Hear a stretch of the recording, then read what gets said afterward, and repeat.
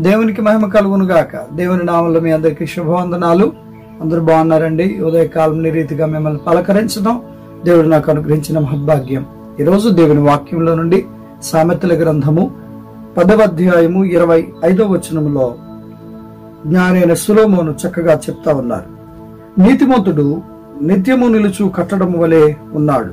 ప్రియులారా, దేవుని బిడ్డలు దేవుని యందు నీతి కలిగి, భక్తి కలిగి, విశ్వాసము కలిగి, దేవుని పట్ల ప్రేమ, ఆప్యాయత, అనురాగాలు చూపించేవారుగా ఉన్నట్లయితే వారిని దేవుడు ఒక నిత్యము నిలిచే కట్టడమును పోలుస్తూ ఉన్నాడు.